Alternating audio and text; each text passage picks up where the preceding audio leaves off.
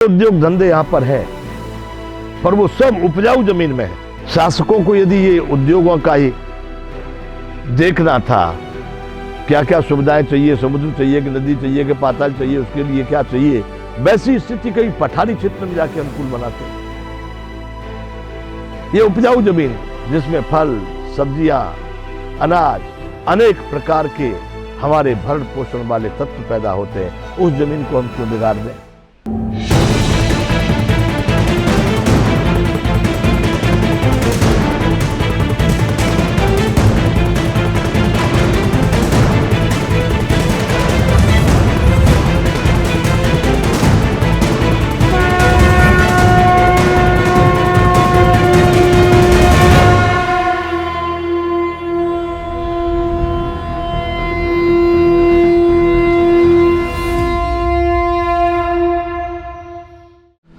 जय विश्व बंधु।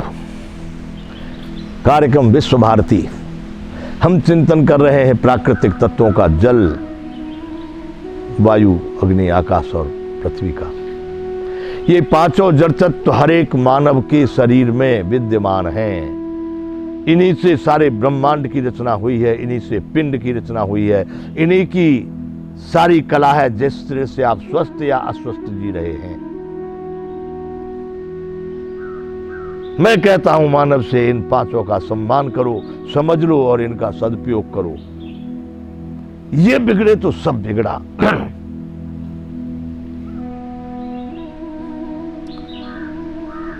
हम बात कर रहे थे अग्नि तत्व की, अग्नि तत्व का हम उपयोग की बात कर रहे थे।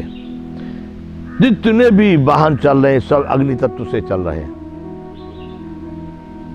जो भी कार्य हो रहा है, बंधु अग्नि तो वो भी थी दीपक में और चूल्हे में।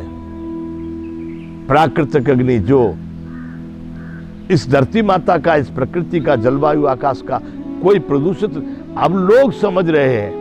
लोगों का मानना पहले चूल्हे में भोजन बनाने से बहुत बड़ी हानि थी। अरे उनकी आंखें आज भी अच्छी हैं। गैस पे बनाने वालों की आंखें बैठ गई पहले ही। मैं 12 वर्ष के दिखाऊं, 10 वर्ष के दिखाऊं, 20 वर्ष के दिखाऊं, 40 वर्ष के, स्वास्थ्य से भी 40 वर्ष के लोग विड्ढू दिखाई देने लगे। कारण सब चीज का असंयमित, अव्यवस्थित दुरुपयोग। इसलिए बंधुओं, इनकी चर्चा आगे चलती रहेगी और कारणों से। अब मैं एक बात और करूं, प्रदूषित होना। यहां पर लोग अधिकांशतः वायु के प्रदूषण को और जल के प्रदूषण को देख रहे हैं। जल वायु का प्रदूषण, प्रदूषण तो धरती का, मिट्टी का भी है, प्रदूषण तो अग्नि का भी है। अब जल वायु का, वायु का प्रदूषित होना, ये हमारे शरीर में जो ब्रह्मांड की गति है ना, आप निश्चित मानना वही गति है। 70 से 75% जल इस ब्रह्मांड में धरती पर है। 70 से 75 धरती, इस पृथ्वी की बात कर रहे हैं हम जिस पर रह रहे हैं। अपने शरीर में भी इतने ही प्रतिशत जल है।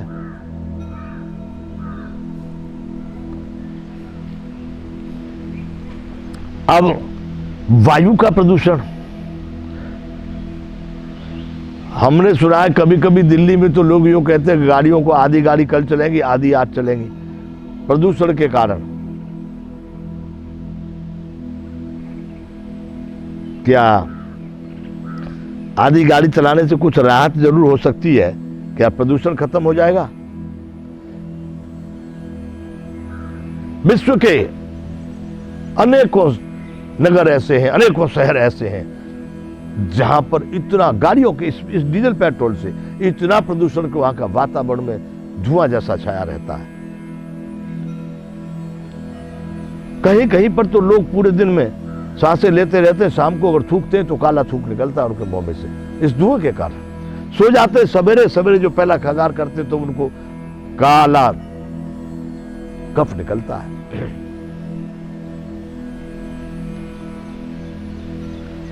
जहां तहां वायु तो अपनी गति से चल रहा है। यहां से जो गंदगी मिली उसको भी उठा के ले जाएगा, वहां से मिली उसको भी उठा के ले जाएगा। तो वायु प्रदूषण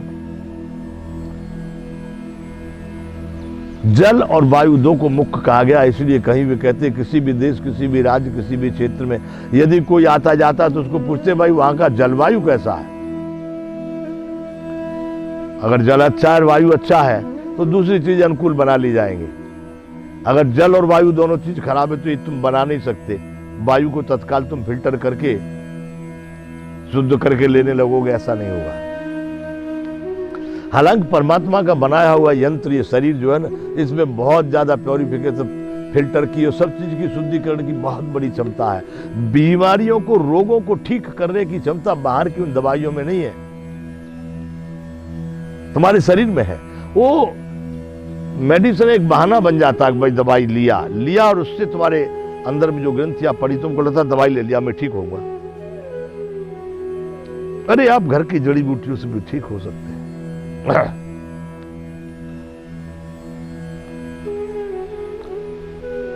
शहरों के किनारे इतने भट्टे, चिमनी भट्टे बनाए गए जिनका धुआं अपरंपार चलता रहता है। आवश्यकता क्या थी? पक्के मकान की क्या आवश्यकता थी? कच्चे मकान में भी रह सकते थे, झोपड़ी में भी रह सकते थे। इसके लिए भट्टे चलाए गए। चलो चलाए भी गए तो वो नगर से कहीं बहुत दूर। हमको जो उपजाऊ जमीन है, उपजाऊ जो खेती की धरती है, उसको हम न बिगाड़ें। अगर उद्योग धंधे तो पठारी क्षेत्र में जाके उद्योग चलाए जाए। मैं तो बंधु यहां गुजरात, जिस शहर में मैं हूं, सूरत, इतनी उपयोगी, इतनी कीमती जमीन पत्थर बना दी गई कि वह जमीन, इतनी ही जमीन जो फसल पैदा करते उसमें वो पूरे गुजरात को खिला सकता था। इतने उद्योग धंधे यहां पर हैं, पर वो सब उपजाऊ जमीन में है। शासकों को यदि ये उद्योगों का ही देखना था, क्या क्या सुविधाएं चाहिए, समुद्र चाहिए कि नदी चाहिए कि पाताल चाहिए, उसके लिए क्या चाहिए, वैसी स्थिति कहीं पठारी क्षेत्र में जाके अनुकूल बनाते। ये उपजाऊ जमीन जिसमें फल, सब्जियां, अनाज, अनेक प्रकार के हमारे भरण पोषण वाले तत्व पैदा होते हैं, उस जमीन को हम क्यों बिगाड़ दें? यही स्थिति सारे विश्व की भी है। बंधुओं, हमारे भारत में क्षेत्रफल के हिसाब से जनसंख्या अधिक है, जबकि कितने ऐसे देश हैं हमसे 4 गुने 5 गुने जनसंख्या में कम है और 5 गुने 10 गुने क्षेत्रफल में अधिक है। तो यूएसए भी अधिक है, कनाडा भी अधिक है, चाइना भी अधिक है, रूस भी अधिक है, और भी बहुत सारे देश होंगे।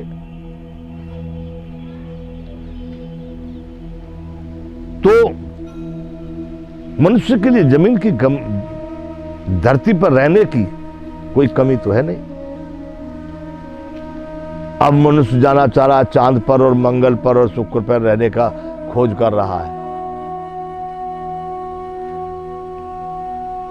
अरे बंधुओं, यदि तुम यहां पर आज वर्तमान में इस स्थिति में, चाहे जिस देश में हो, इस धरती के जिस कोने पर भी हो, यदि आज सुखी नहीं हो तो तुम चंद्रमा पर क्या, वैकुंठ में जाकर के भी सुखी नहीं हो सकते। क्योंकि सुख कोई स्थान और स्थिति का नहीं है, सुख तो केवल तुम्हारी सोच का परिणाम है। सुख और दुख ये कोई ऐसे तत्व नहीं है कि यहां से हटके वहां चले जाएंगे तो दुख हो जाएगा, वहां चले जाएंगे तो सुख हो जाएगा। नहीं, ये आपके अंतःकरण की, आपकी स्वयं की अपनी सोच है। एक हम पढ़ते थे तब कविता किसी की लिखी पढ़े थे, बना लो जहां हां वहीं स्वर्ग है, स्वयंभूत थोड़ा कहीं स्वर्ग है। आप जहां चाहें वहीं पर स्वर्ग है। अपने आनंद के साथ, अपने परम आनंद की स्थिति को जानकर आप अपने जीवन को आचरण करो। बंधुओं, हमारे विश्व बंधु का बंधुत्व के अनुरूप, बंधुत्व के अनुकूल, बंधुत्व के ही द्वारा हमारा सारा कार्यक्रम है। हम नहीं मानते संसार में कि कोई बहुत बड़ा है कोई छोटा है। अरे मनुष्य मात्र मनुष्य है। तो आप सभी मानव इस चीज को समझ रहे होंगे, इस बात को जानते होंगे कि प्रकृति से पंगा लेने का परिणाम क्या हो सकता है। इसी प्रकृति में हम जो चिंतन कर रहे हैं आपसे वायु का, इस वायु के आप इस महिमा को समझिए, वायु के महत्व को समझिए और इसको प्रदूषण से बचाइए। जय विश्व बंधु।